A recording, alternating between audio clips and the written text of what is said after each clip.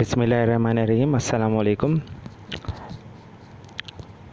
I welcome you to my first introductory video of second year mathematics. My name is Bassam Hassan Khan. So let's just start it. Contents.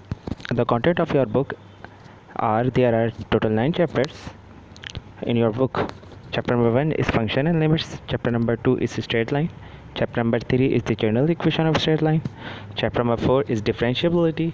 Chapter number 5 is application of differential calculus. Chapter number 6 is antiderivative or antiderivatives. Chapter number 7 is circle. Chapter number 8 is parabola, ellipse and hyperbola.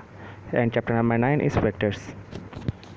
Among these 9 chapters, chapter number 2, chapter number 4, chapter number 6 and chapter number 8, these are the most important chapters of your book.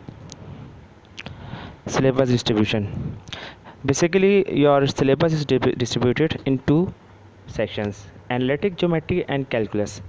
Further, your analytical geometry is subdivided into two subsections: straight line and vector algebra and conic section. From straight line and vector algebra you have 3 chapters: chapter number 2, chapter number 3 and chapter number 9. From conic sections you have chapter number 7 and chapter number 8. From calculus part of your syllabus you have chapter number 1, chapter number 4, chapter number 5 and chapter number 6. I have colored chapter number 6 and chapter number 8 because these are the most difficult and lengthy chapter of your book. Chapter number 9 is also lengthy, but it is not that difficult. You can learn it very easily. Paper pattern. So there are 3 sections in your paper: section A, section B and section C. Section A is the max marks for section A is 20 or 20. Time allowed for this section is 20 minutes, and question number 1 will be in this section, which is based on the MCQs. So there will be 20 MCQs and you have to attempt all of the MCQs. There will be no choice in MCQs and each MCQ will carry 1 mark. Section B. There are total 15 questions in this section and you have to attempt 10 of them. Max marks for this section is 50. This section is divided into 3 subsections: analytical geometry. Within analytical geometry you have straight line and vector algebra and conic section. And question number 4 is from calculus. So question number 2 is from straight line and vector algebra, which has 5 parts. Question number 3 is from conic section, which also has 5 parts. And question number 4 is from calculus. It also has 5 parts. So basically all these 3 questions, question number 2, question number 3 and question number 4 has 5 parts. So total questions become 15 and you have to attempt 10 of them.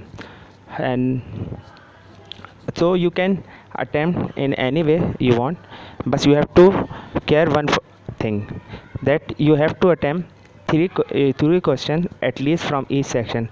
For example, you can attempt 3 questions from section 3, 3 questions from question number 4 and 4 questions from question number 2. So this will make your 10 questions total. Section C. There are total 3 questions in chapter section C and you have to attempt 2 of them. Max marks for this section is 30. So there are 3 questions: question number 5, question number 6 and question number 7. You must keep yourself reminded that question number 5 is compulsory. You can't leave. You must attempt this part. You must attempt this question. If you attempt question number 6 and question number 7 and you leave question number 5, you will only get 15 marks. You won't get 30 marks. Because question number 5 is compulsory, you must attempt it. So question number 5 is compulsory, which has 6 parts and you have to attempt 4 of them. Question number 6 has 2 parts. Question number 7 also has 2 parts, part A and part B. So now I will tell you how your chapters are distributed among these questions. Question number 2. Part 1 and part 2 are from chapter number 2. Part 3 is from chapter number 3. Part 4 and part 5 are from chapter number 9. Question number 3. Part 1 and part 2 are from question number 7. Part 2 and part 4 and part 5 are from chapter number 8. Calculus. Question number 4 comes under calculus. Part 1 chapter number 4, part 2 and part 5 are from chapter number 1. Part 3 is from chapter number 5. Part 4 is from chapter number 6. Section C. As I told you, question number 5 is compulsory and it consists of chapter number 6. And it is compulsory, so you have to give your most of the time in practicing chapter number 6, for which you have to practice chapter number 4, because if you know differentiability good, you can use it to solve, or you can use it to find antiderivative. So chapter number 4 and chapter number 6 moves side by side. You have to practice both of them strictly. Question number 6 has two parts, part A and part B. Part A is from chapter number 3 and part B is from chapter number 8.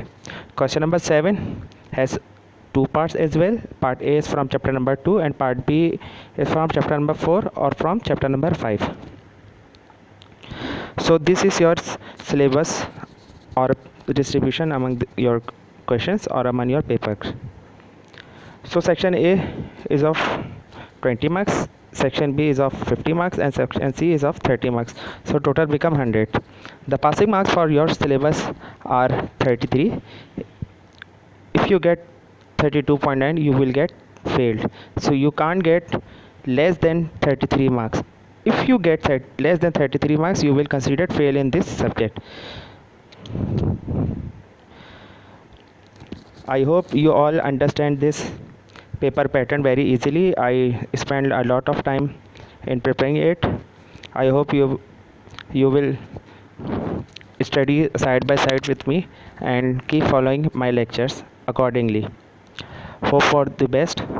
Inshallah, after this I will start with chapter number 1, which is functions, and which is the very interesting chapter of your mathematics book, and also the start of calculus. Hope you are all fine. Keep yourself safe. Allah Hafiz, and remember me in your prayers.